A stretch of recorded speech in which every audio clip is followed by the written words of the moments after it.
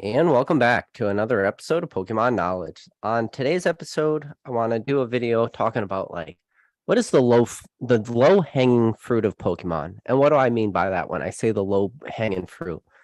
I think a lot of it is just the super easy plays. And one thing about Pokemon, I think it's one of the things a lot of people want to talk about a lot, and it's one of the things that I'm actually okay with.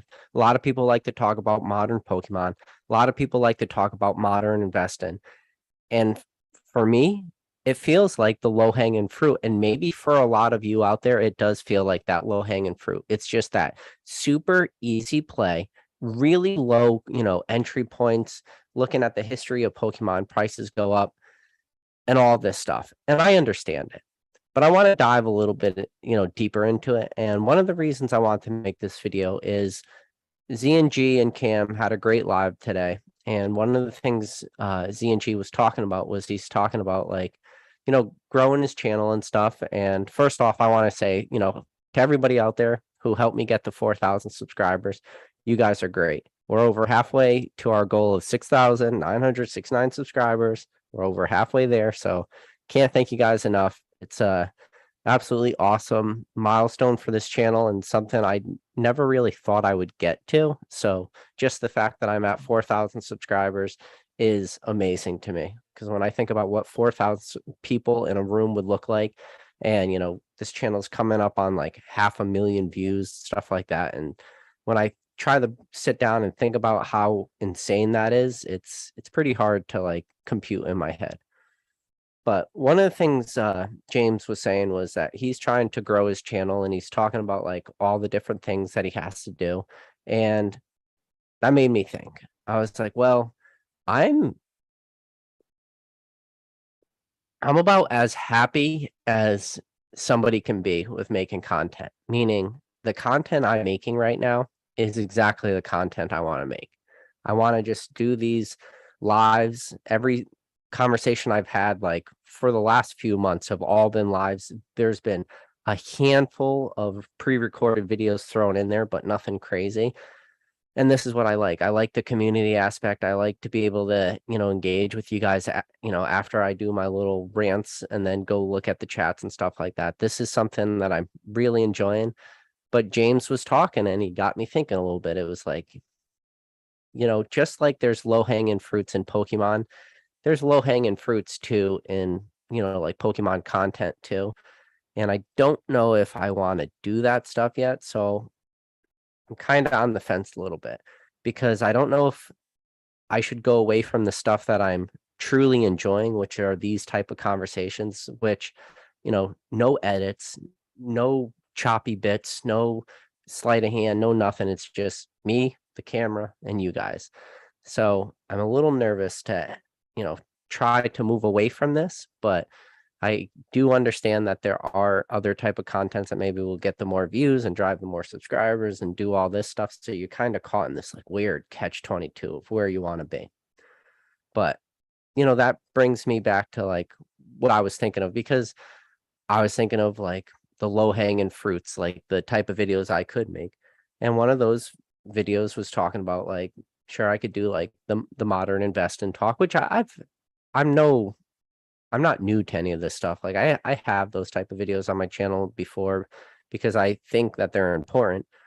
But every time I go back to it, it just keeps going to the same thing. I can't really give, buy these products. It always is going to be exactly the same for me. It's just these are the things you need to look out for when buying these products. And I just don't think I'll be, cut out to make that other type of content. But, some of the things I was thinking about for modern is every year or every 2 years, within a certain timeline, you get a ton of really great products and you get a ton of really crappy products. Good products for when it comes to Pokemon, like the low hanging fruit are Celebrations UPC, the Flareon, Jolteon, Vaporeon, premium collection boxes. I'm gonna say in the future, people are probably gonna look at the Pikachu Zekrom box, the Charizard Reshiram box, because those were exclusive to GameStop and exclusive to Walmart, and we didn't really see them other places. I do think when it comes to modern, there are these really low-hanging fruits, and, we've already mentioned on this channel, and I feel like everyone's kind of already, beat this dead horse, but the Charizard UPCs, like, yeah, there's definitely gonna be way more of those than there was Celebrations UPCs. I think we're all in agreement on that, but they're still gonna be very, very hard, if not impossible, to pick those things up at MSRP, because it goes back to like the title of this video. They're low hanging fruits. And I think that's one of the reasons modern is just so enticing for people, like I mentioned earlier in the video, is because the entry point is so low. But not only is the entry point low, I feel like a lot of people, when they look at Pokemon, especially people who have rejoined the hobby, because I have now seen so many different collection photos and, you know, all these things that people will post and they're super proud of their collection, but very rarely do you see any sort, and it's usually a lot of sealed product, but very rarely in that sealed product collection do you see anything of like substance in the sealed product area that is, say, pre Sword and Shield. So we'll just say Cosmic Eclipse and older, which when you think about like some of these sets, XY, Sun and Moon, these products are not, really new by any sense of the imagination. Like, yeah, sure, maybe somebody will have like the obvious plays, like they'll have like a Evolutions booster box or something like that, or things that we saw get reprinted, things we saw get reprinted like Crimson Invasion ETBs were recently re-released or stuff like that. So it kind of shows that people are, sealed product collectors, but they're really just entered recently. So it's only what's been available in the last 2 years. And yes, like I said, maybe there's some older product, but like I said, Crimson Invasion, yes, that is a early Sun and Moon set with the huge exception of we saw those in distribution, Walmarts and stuff all the way up, I want to say till 2022, meaning we are seeing that product trickle into stores for a while. So I wouldn't really consider that new, but hopefully you understand what I mean by like people seal collection.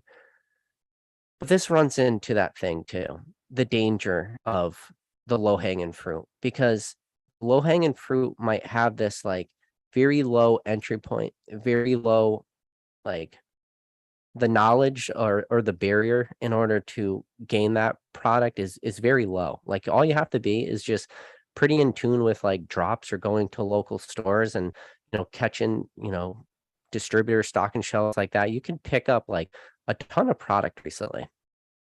But it makes me, you know, a little nervous because while yes, they're the low hanging fruits, the only problem with stuff like that is the rarity and scarcity to that kind of stuff is so low.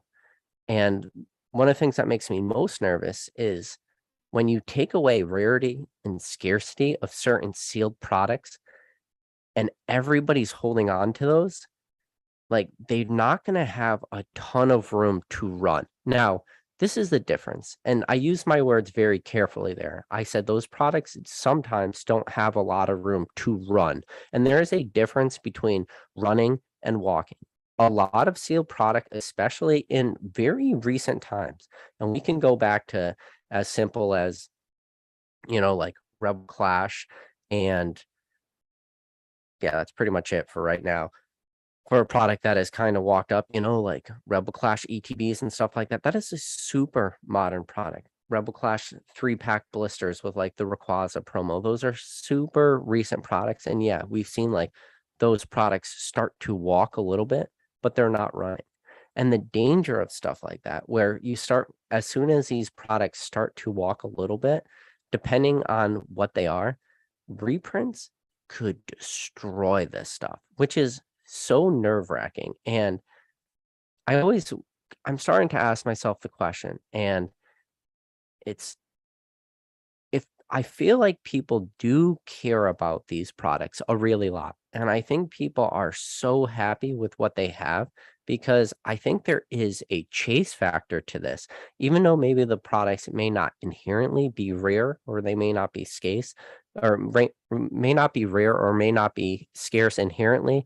I think there is still a little bit of a chase aspect to that for a lot of people out there, and especially who rejoin the hobby. I think a lot of people really got a lot of pleasure in picking up products at MSRP, which, depending on the channel you listen to, like, and the people that were talking, if you were really listening closely, there was a lot of people saying, yes, MSRP for the time are great prices, but historically in this market, like, you really want to pick up stuff for below MSRP. And, a lot of people's conversation, a lot of people's attitudes changed a lot in 2020, 2021, because really that just stopped being a possibility. And, just there's such a high demand that nobody was selling for below MSRP. But now we are actually moving back to a time where, you can start finding deals again. But now this goes back to picking winning products, understanding like the good products. There will be a lot of products that come out of 2020, 2021, 2022, and going into the future that will not be wins. But within that timeline, there will still be those home run products. And I know I keep saying the same thing over and over again, and I'm sorry, but I'm going to keep saying it. In the future, people will not look at sets as much as they will look at products. And if they do look at products or single sets, it will really be the products within sets. Example, like, yes, Evolve and Skies is a great product, but what are the products, or Evolve and Skies is a great set, I should say. But what are the products in Evolve and Skies people are going to look at? They're going to look at the booster boxes. They're going to look at the ETBs. They're going to look at the Pokemon Center ETBs. They're going to look at stuff like that. Single pack prices are probably not going to, perform as strong as, say, a booster box. And it's the same way as, like, say, Sword and Shield base. Sword and Shield, individual packs don't perform as well as a booster box. Yeah, go ahead. You could scrape together 36 Sword and Shield, packs, and it's not going to have the same premium as a sealed booster box, because when it comes to the sealed product route, people just start to have, very distinct mindsets. But this is one of the things I want you guys to start to think about. And one of the things I want to, like, start pleading with you a little bit is, if you are so excited with the chase factor of modern products that, like I said, inherently are not rare, are not scarce, I hope that you could continue to grow and start to go after the products that are in fact rare, the products that are in fact scarce, because once you start going after those, I think those will be the products that you will be safest in. Because right now in this hobby, we are moving away from, the stonks and rocket ship of movies, and everything always goes up, everything doesn't always go down. Now, I'm not saying that some of the older products or more the rarer and scarcer products, I'm not saying that these are all going to inherently just skyrocket in price and stuff like that, and that you're going to see like a ton of run up on some of these products. What I'm saying is, some of these products that are inherently rare and scarcer are just going to be much safer, meaning price swings for these things are probably not going to be as dramatic or as stagnant as some other products. Now, there's a couple things you have to take in mind too. We've seen a lot of prices factored into a lot of products, and sometimes the prices we've seen factored into these products can be like a half decade worth of profits. So start to identify things that people have already moved to. So if you feel that prices for a lot of stuff have already been realized, I'm challenging you to start to look at the market with everything you've learned now up to this point, and start to really dive in at the more niche stuff. And when you come to niche stuff, it is a lot harder. Like, you can't just sometimes, make a huge video where I'm like, buy these 5 things right now, or buy these 10 things, or, go buy these 4 cards, because sometimes when you get into a little bit more of the niches, uh, one of my videos could have like 1,000 views, but I could be talking about a card that, or a product that only has 20, 30, 40 of them on the entire market. So one, it would probably cause buyouts And then number two, people wouldn't really be able to go after those and stuff like that. But it's a lot of it is you can't just always like throw it out there, because then it would just be total market manipulation on my behalf if I start to do that. If I just throw out products and then say, you should buy this right now. And then I say, well, there's only this many available currently online and this many on TCG Player. And this is the history behind this. This is why I think this is rare. This is how this product was released at Toys R Us. It was a Toys R Us exclusive. It has this certain promo in it. This promo was only available in this product from this, release. Chances are there's not a ton of them out there.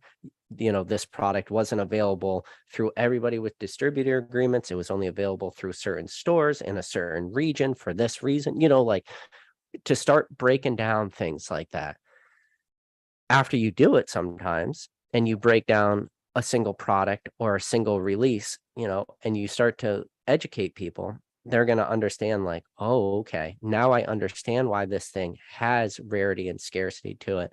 And maybe somebody will be like, well, I want to buy it because I never even knew it existed until it was, brought up in a video. But the problem is with that, like I said, there may not be a lot of those out there in the market. So not everybody's going to be able to do it. And it's going to be a very short term, sometimes run up, meaning you can see very volatile swings in product like that in the very short term.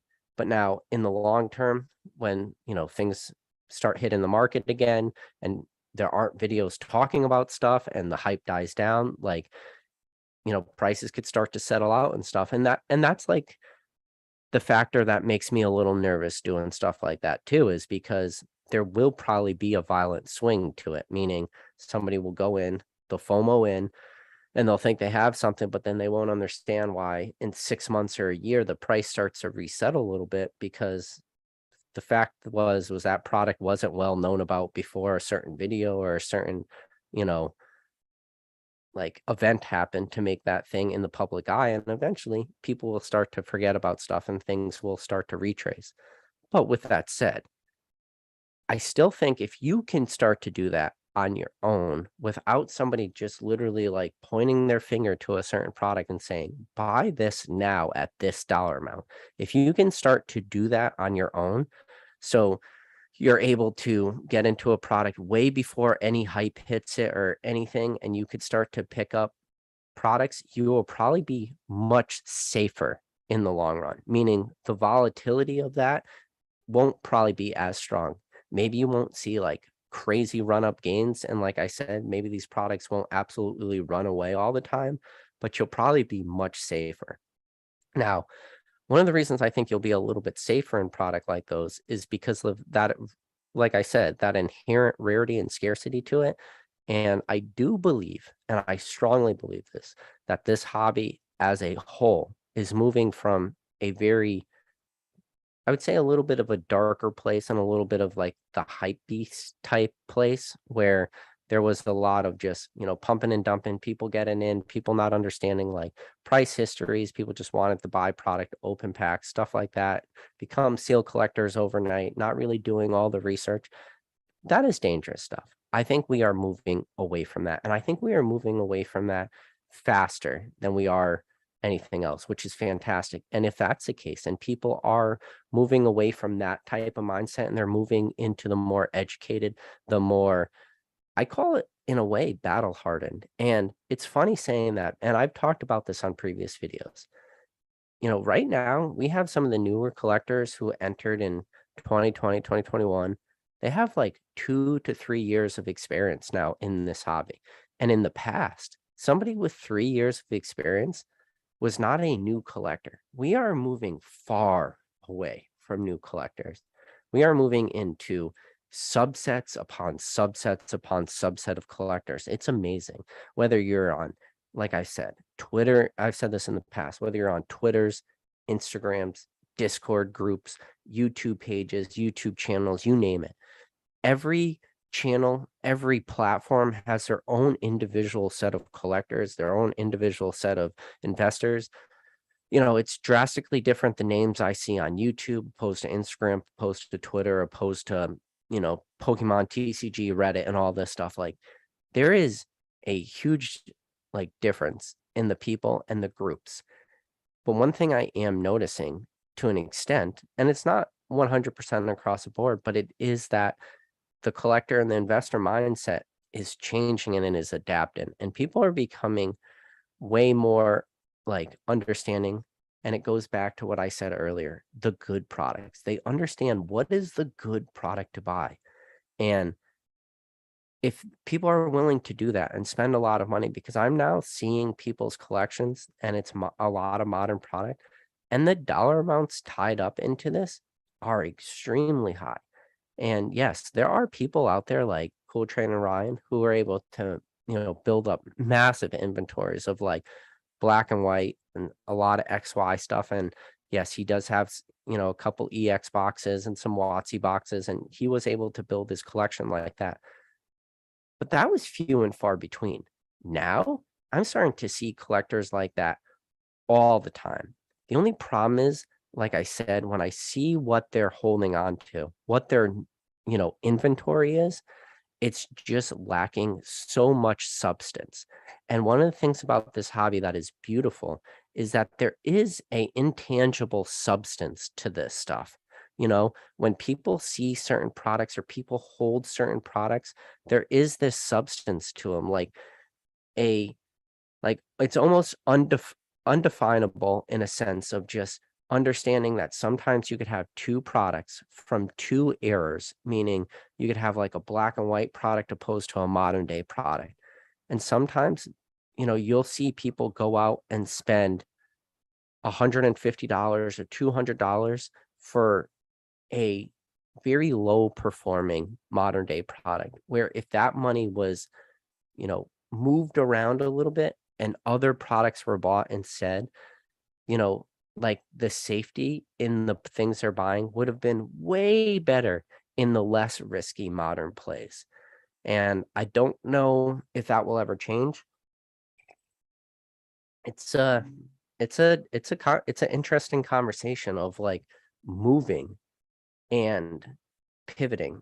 I've seen so many people just buying multiple cases of, modern booster boxes and stuff, and how much money people have dumped into like what I consider very mediocre sets. And yes, and a perfect example of that would be like Pokemon Go.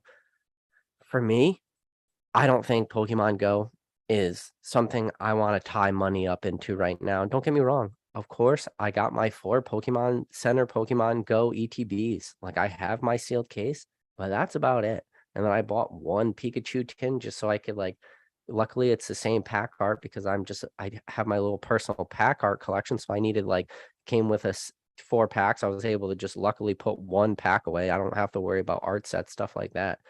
But seeing like how much money people dump constantly in every single modern set that comes out, and I would say that is fine 100% of the time. If you are truly a collector or truly somebody who loves the cards for what they are, and you want to play them and you want to enjoy them and you want to binder them and do all this stuff, and that is 100% of the time fine. The only problem is when I'm listening to people and I'm seeing what most of the time people are writing, their actions are not indicative of their words. Their actions are that of somebody who is just purely a collector and not a speculator and not an investor, but all the words they're using are super indicative of that investor type mindset. So if that's what their words are saying, even though their actions are different, it makes me usually lean towards what they're saying opposed to what they're doing. And if what they're saying is usually what they actually believe, because that's what they're saying, it probably means that they are making like poor choices for the long term. Now, this is the thing too. I've talked about it before. This channel is we're in the niches of the niches. We are not, this is not a as heavy based I try to touch a lot of things. First I should say in this channel I try to talk about like the collect aspect, the investability aspect, the flipper aspect, making money, grading cards, raw cards, understanding like perfect times of buys, good products versus bad products. We dive in to every single topic so much, and we're constantly trying to pull back the layers. But I just don't want people to get too distracted at that like low hanging fruit. Just because, cost of entry can be low and accessibility can be low does not always mean that is a great pickup or a great buy. Please, just out of anything from this video, understand that not all products are created equal. They are just not. All sets are not created equal. They're not. When it comes to modern, everything is going to perform differently. That's why when people say, "Do you think modern Pokemon is investable?" Some people flat out say yes, and some people flat out say no. And I don't ever think that it's as easy as a yes or no question. I think it is always a question. The conversation always needs to be yes and no. It's a combination of both. It's never these like extremes of one end of the spectrum or you're on the other. For me, you got to be somewhere in the middle. You have to understand and you have to be engaged. That's one of the things too. If you're not actively engaged in this, to me personally, this is my personal opinion, is you shouldn't be an investor if you're not actively engaged. Because when somebody were to tell me that they're going to be investing in Pokemon or they're going to start tying up a decent amount of their net worth and with the thoughts that they hope their products don't just go down to zero, that they hope there's some financial aspect tied to their cards in the future. And if they ever need to sell a lot of those, they could, if they want to grow their collection or whatever thought process they have. If they think that, then it's very different, like if somebody were to tell me like they're not investors, or if people were telling me they are an investor, but they don't want to spend the time to like research stuff, go down the rabbit hole, learn about just sealed product and individual cards and graded cards. If they don't want to put the time and the effort into it, my advice would be Pokemon is probably not the right investment for you. Does that make sense? Like there are so many other investments out there that are probably like better uses of your money that don't take a lot of like thought behind it, opposed to Pokemon, which is going to be hyper intensive and it probably is going to consume a ton of your time. And if the reason why you're investing in Pokemon, but you don't want to spend the time into it is because you don't have the time, I would just be very, very careful if I were you. Because I have heard people say exactly that, is that maybe people just don't have the time, but then they will still talk about investing. It's like it kind of makes you scratch your head in a way. Because I think there are better investment vehicles that are more put money in, set it and forget it, like that brokerage account or that mutual fund or, something that you're literally paying somebody else to, you know, invest your money for you. I mean, that's all a mutual fund is. You're literally paying somebody else to invest your money for you. And however that mutual fund decides to disperse your money, whether it's like a fund that mimics the S&P 500 or whatever, but like trust me, on the back end of every single fund, there you're paying somebody. Like somebody's getting a percentage of your money to invest your money. That's why, some of the richest people in the world run brokerages and they run large mutual funds because trust me, they're getting a percentage. So that's what you're doing when you invest in those accounts. You're paying somebody to invest your money for you. Pokemon, it's a little different. Like it's your money, it's your time. Be smart with it. I'm just getting so nervous at some of the stuff I'm seeing and some of the things I'm hearing people say. Just understand that there is such a drastic difference between rarity and scarcity. And if you feel that when you look at your collection, if you look at it and your collection has very little identity, and when you look at it and you say, is any of the products that I'm currently sitting on as investment tools, because this is what we're talking about today, investment tools. And I'm not a financial advisor. That's something everybody's got to say in every single video, which is almost like a mute point to this point where it's like, take everything with a grain of salt. But if you're looking at your products or looking at your collection as an investment vehicle, and you're saying nothing here in my collection has any sort of rarity to it or scarcity to it, it's a very dangerous thing. So don't just say, you look at your collection, you say there's no rarity, there's no scarcity to it. There's probably a million other people who have the same products at home. Don't continue to compound into that same sort of mindset, just buying the same sort of products. Modern is fun. Modern is probably relatively safe. And that's something a lot of people might not really say, assuming your price points are low enough. Now, where modern stops being safe is where your price points are not low. And some of the prices I'm seeing people buy modern products at are not safe price points, or, potential gains are very low. I talked to you about a few products today that have, decent, like, growth trajectories in my head. I said Celebrations UPCs. I think that has a decent growth trajectory. Vaporeon, Jolteon, Flareon, premium collection boxes. Pretty good, future to them. But guess what? There was a lot of people out there who were able to get these products at extremely low prices. Did you pick them up at MSRP? Did you have a distributor where you were able to get these at distributor pricing? Or did you go and buy a UPC at 350, 400? Did you buy a premium collection box at $100? Like, where are you in that conversation? Are you already on the losing end? Did somebody already double up their money, or in some cases for the celebrations, assuming they got them at distro for $90 a piece? Is somebody like a 300x on their money? And then here you are, you've already paid somebody all the gains that product has, and now you're sitting on it and you're waiting. Be very careful with stuff like this. Like, somebody, or not all the time, but somebody is usually making money on every single transaction.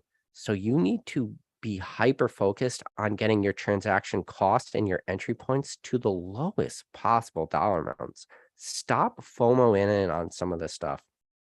I'm seeing Charizard UPC prices for pre-orders selling strong, close to $300 a piece.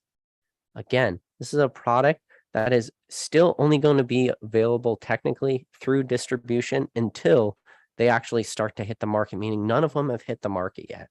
There are people just 3x in their money or 2x in their money. It's crazy.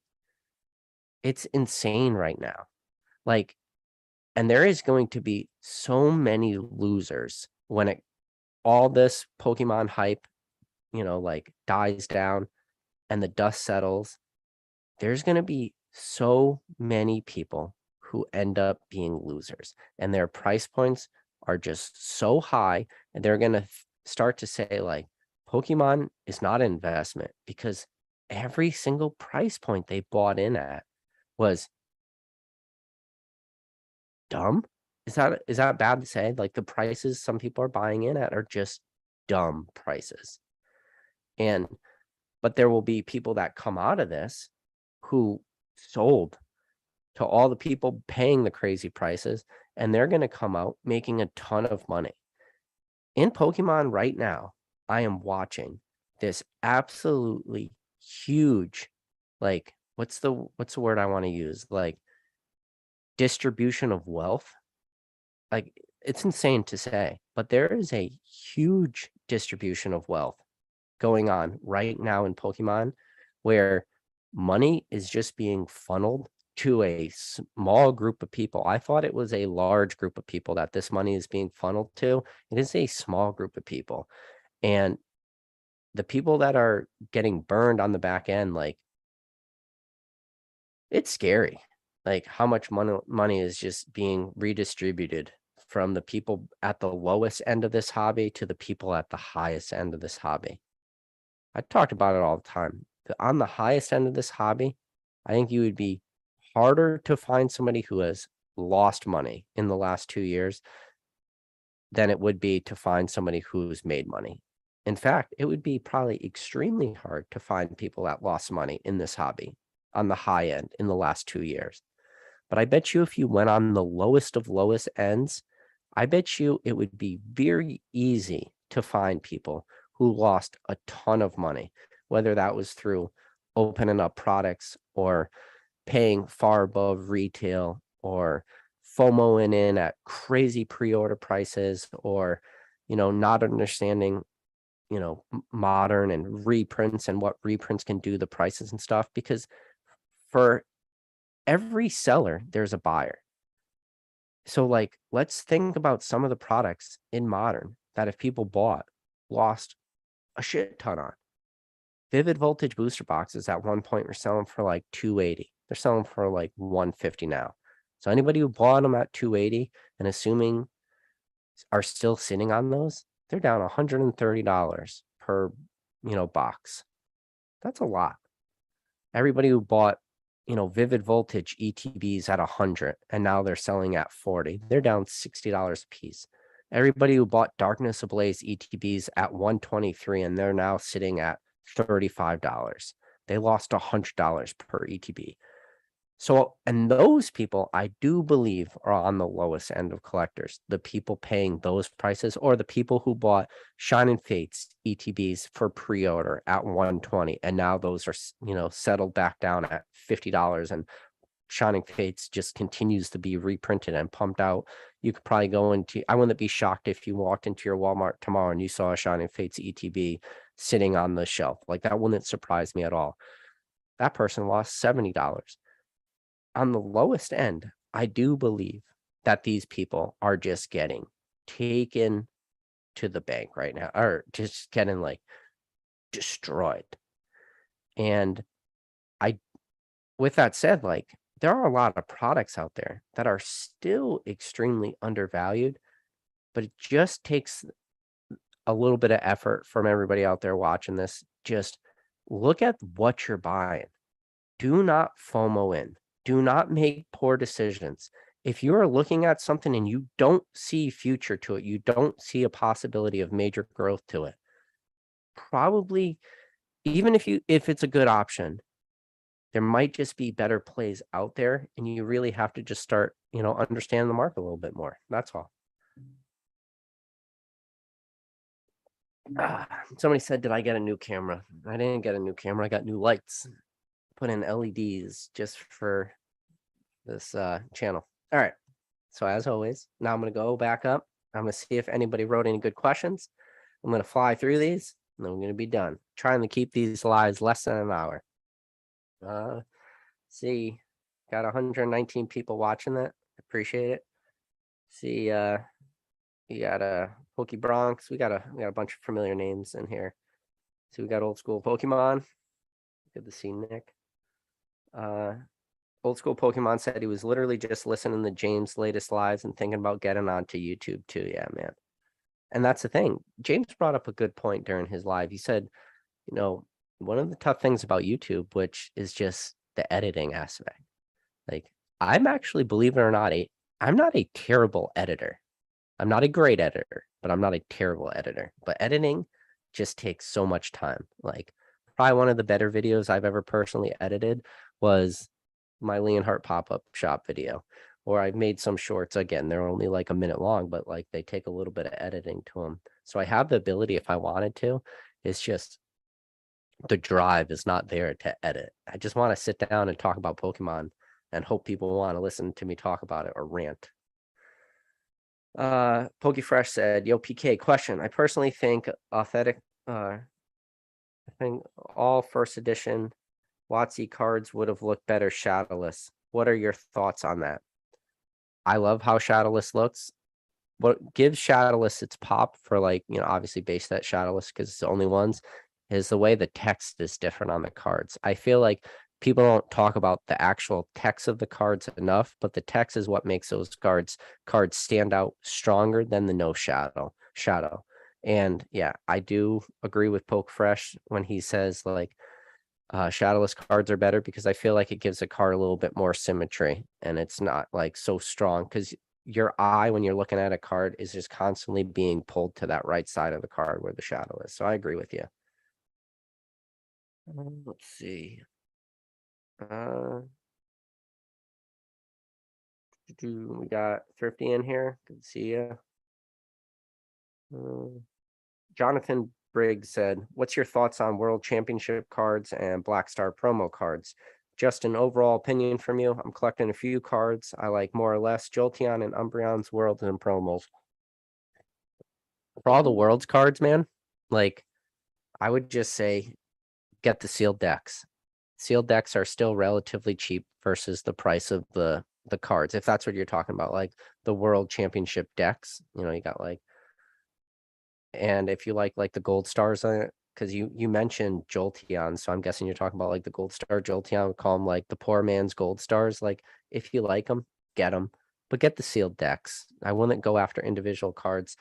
Price per card is going to be extremely high when you're going after individual cards, and then probably those decks have been played with, so condition are going to be relatively low. And then Black Star promos, like there's a lot of Black Star promos. Are you talking about like the original 53 Black Star promos from WotC? Then I would say, yeah, you should probably have like your original 53 Black Star promo set.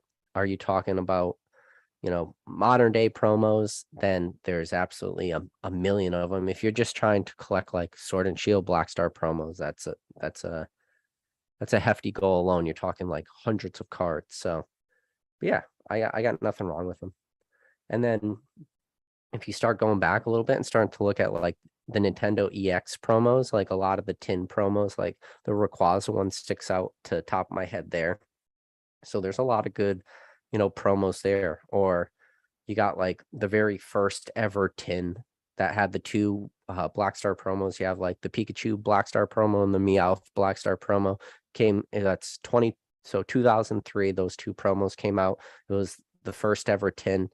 Like if you get those sealed, that's still a nice pickup. Like those are very nice cards. I know that Pikachu alone is still, heavily in demand, especially for that card graded. So there's a lot of different Black Star promos. You could probably sit down and talk about Black Star promos for hours. So no, yeah, go for it. I would say definitely go after the rarer ones opposed to the pop or like the ones that there's a lot of them.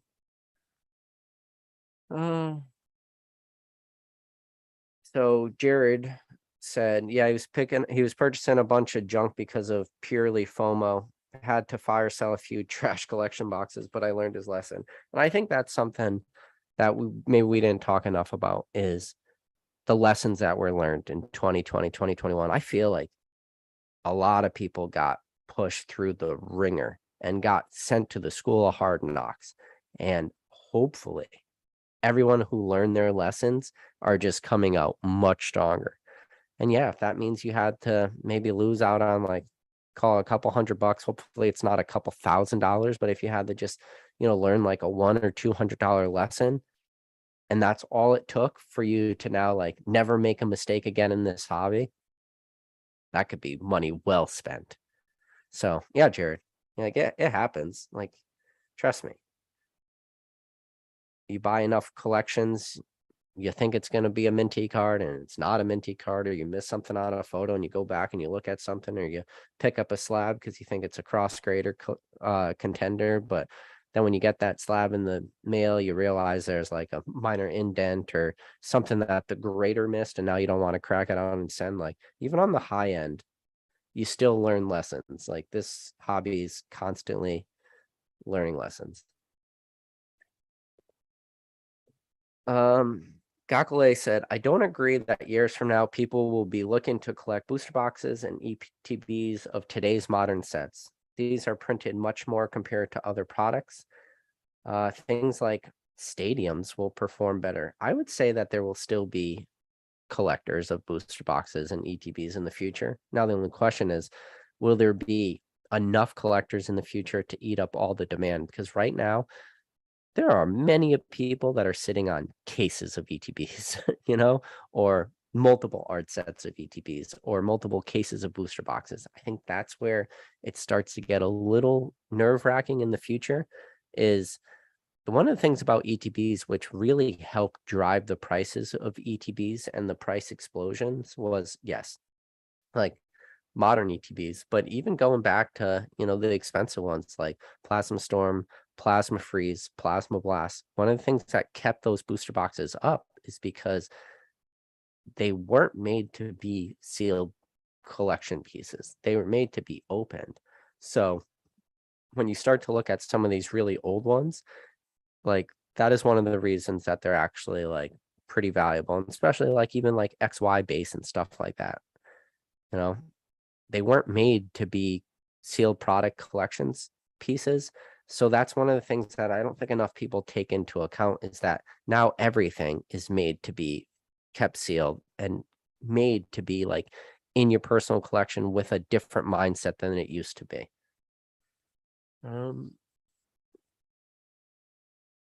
Yeah, Gakule said almost every collector today owns a booster box in ETB. He's literally just saying what I just said. Yeah, so I think we're on the same wavelength right there.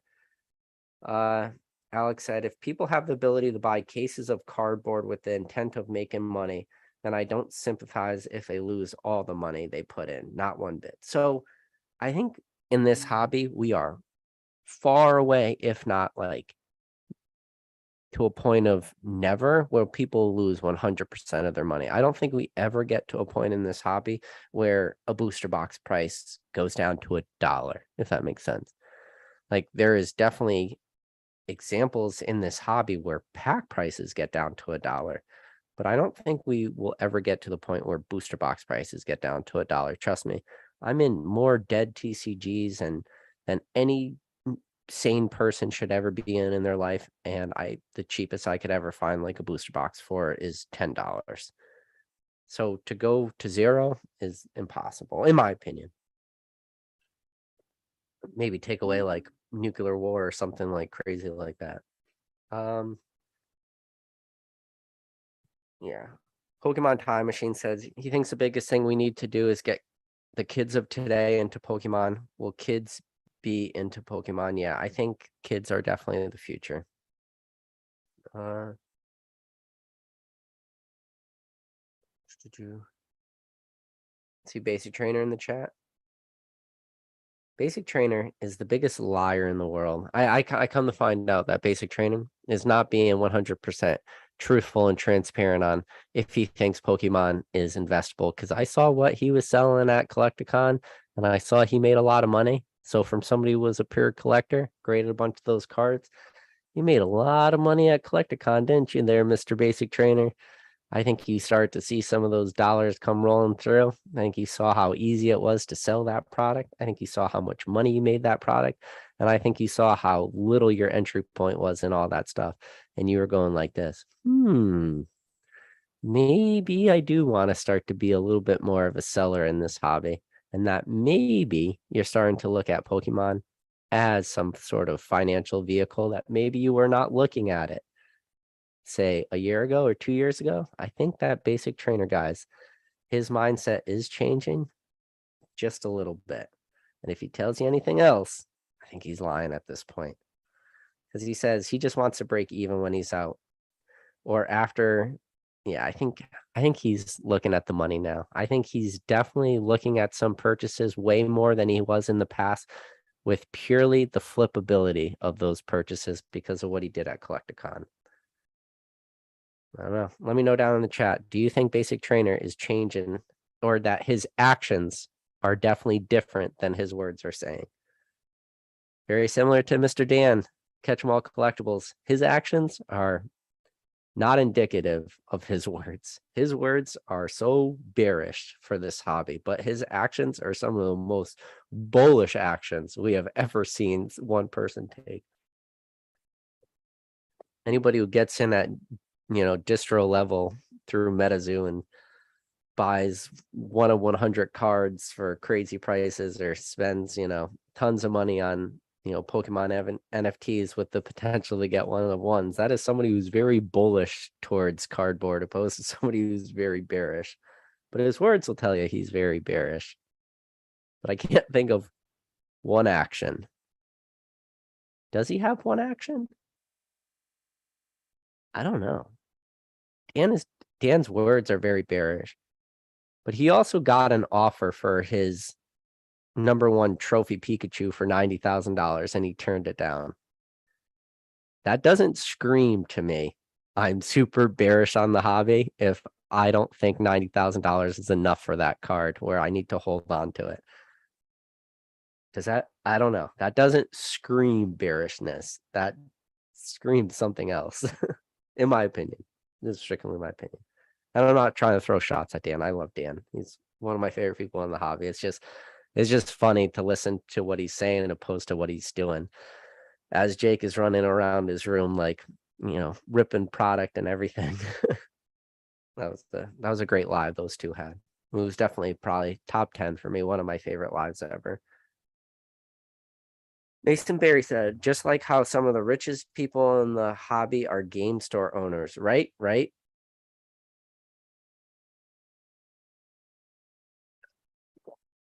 I don't know, Mason. How much money do you have? Oh, I think Mason, I think you're doing just fine.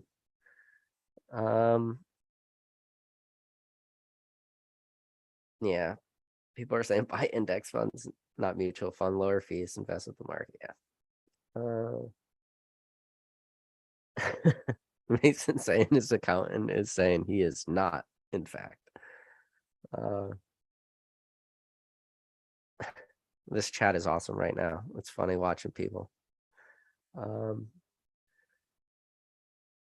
Pokemon Time Machine 99 said, going back to the kids of today, what are their favorite Pokemon? Do they like Charizard as much as us 30-year-olds? Just no faith in the starters from Pokemon.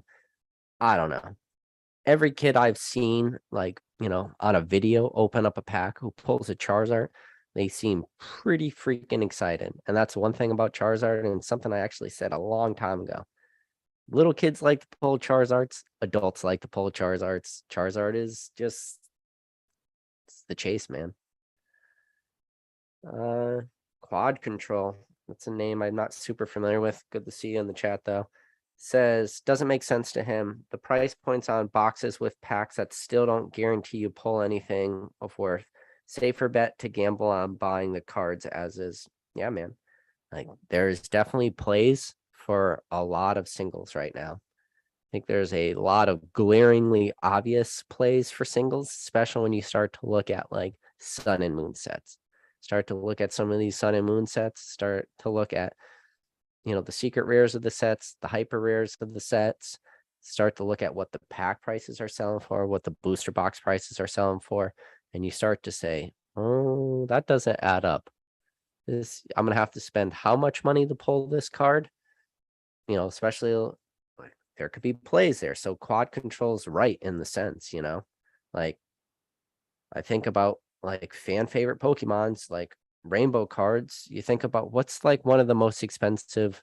Give me a set. Team Up. Like Team Up's a stupid expensive set right now. Team Up booster packs are probably floating around like the $800 mark. And what is the Gengar Mimikyu hyper rare, like the rainbow rare Gengar Mimikyu right now? It's probably like a $60 card, Team Up costs $20 a pack.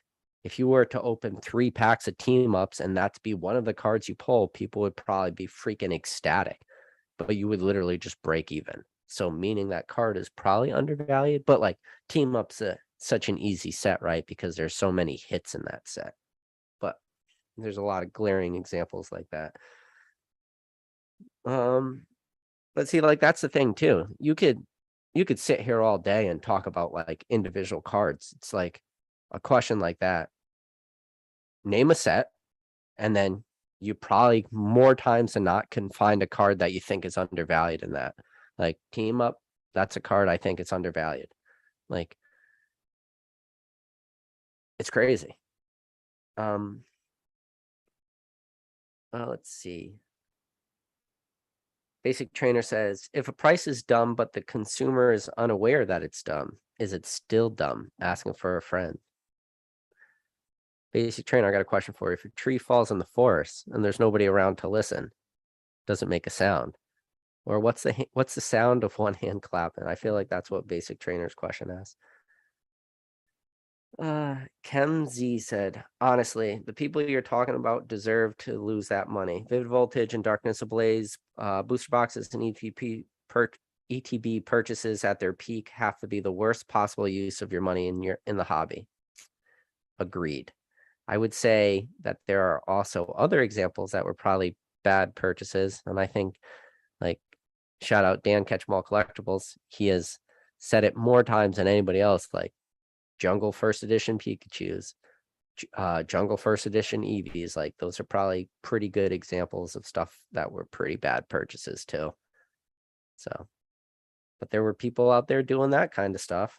Or how many times do you go online and you see like that Jungle First Edition Pikachu and somebody has it listed as red cheeks? They're all freaking red cheeks, man. Not the red cheeks we're talking about, but like, I don't know.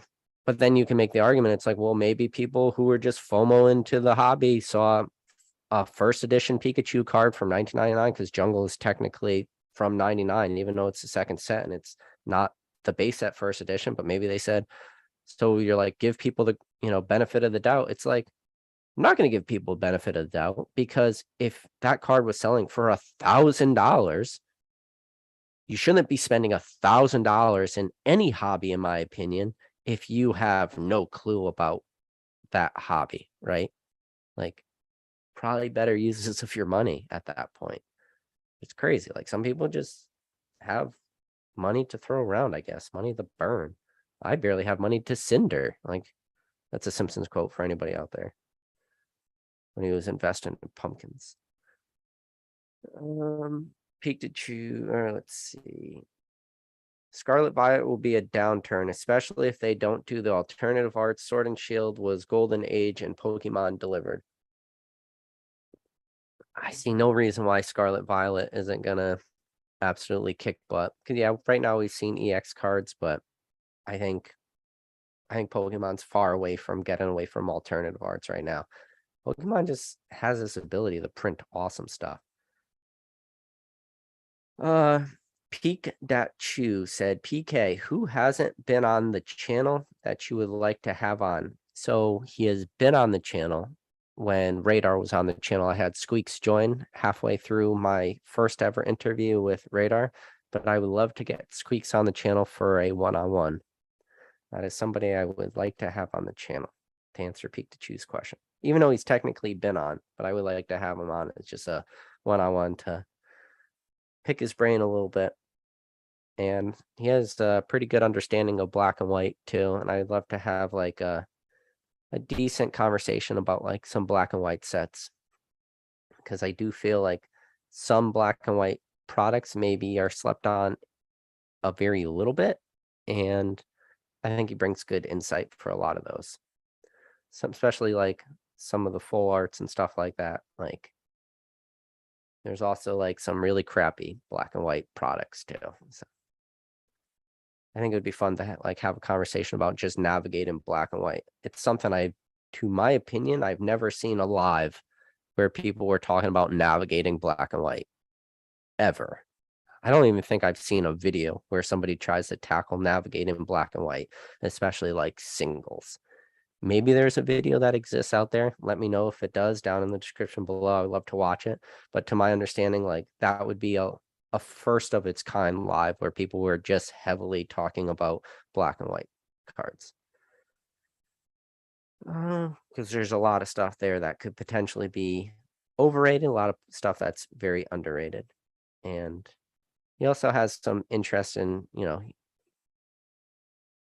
yeah, he talks about some sets in ways that I wouldn't really talk about sets, which is also interesting.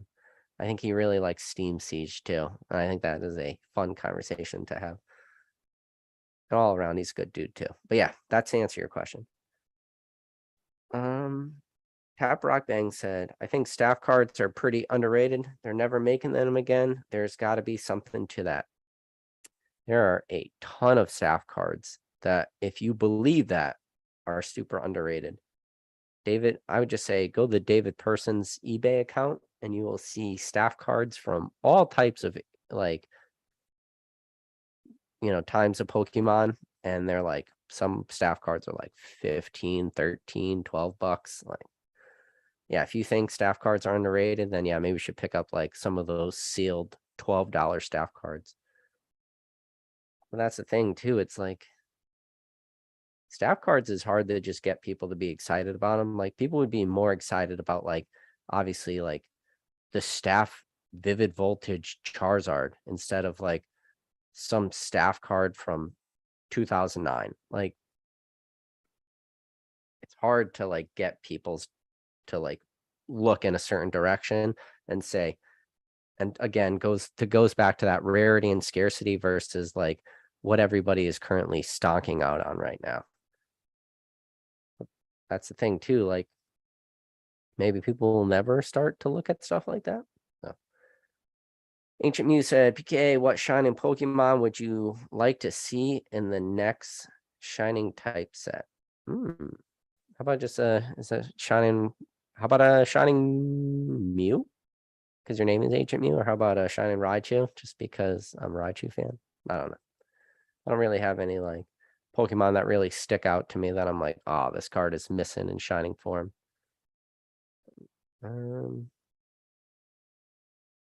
Let's see.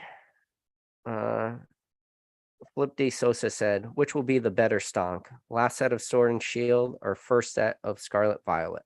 Last set of Sword and Shield will probably stonk out way better. Historically, they're kind of underprinted in a sense. Like, well, I guess that's not true. I was gonna say because Cosmic Eclipse felt underprinted, but then I was gonna say, well, what was the last set of XY? And then it was, oh wait, it's Evolution, so that's definitely not true. So yeah, I still think it'll do better though. Bogey Fresh said last set of Sword and Shield he heard will be a shining set. I'll be interested. That would be news to me. I haven't really been super engaged with like the daily news for stuff like that. I almost want to make a video where I do my best to not hear a single leak or see a single artwork, but I'm just too engaged in different communities that I think it would be almost impossible at this point to be able to find something that kind of like falls under the radar. Like even that the Lugia alt art, which was just like it was an old artwork by Arita done in like 2005, but somebody just it was actually pretty done or pretty well done, and they like turned into a V alt art, and everybody lost their mind saying that Lugia alt art. Yeah, like even that card, which was a fake card, I still saw it on 12 different discords and 5 different social media platforms. It's pretty hard to hide now. And that's one of the things, like, I wish Pokemon could stop letting everything leak out all the time. I mean, you think about like celebrations. We saw celebrations leaked months ahead of time, and then we saw packs being opened months ahead of time. So it's almost impossible to be completely surprised by a new set. That's one of the things that like at least Japan has going for them, that they can be relatively surprised, and I'm a little envious of that. Let's see. Kyle Rich said, I don't know if these people sitting on cases of booster box and ETBs will have the hands to hold them long term. Yeah, Kyle, depends on like what their financial position is. Did they grow that? I call it like the Game of Thrones throne of ETBs and booster boxes. And I think we need Mason to make a video where he just takes all his battle styles ETBs and makes like a big Game of Thrones chair, and he's just sitting in the chair, but it's a chair made of ETBs. I think that would be a absolutely amazing photo, and it would definitely be like the best thumbnail for any video he could ever make. And I don't know what he would do, but like have the swords, just pretty much copy a Game of Thrones like movie or a TV poster and just turn it into battle styles ETBs. But yeah, how did people get those ETBs? Did they buy them outright? Did everybody max out their credit cards? Like, is everybody just stonk doggers? Hard to say.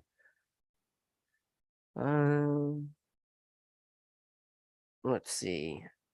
Tap Rock Bank said nobody's collecting stadiums, blows his mind. You get 12 packs, 2 promos, beautiful. Yeah, they're cool sets, or they're cool products. Let's see.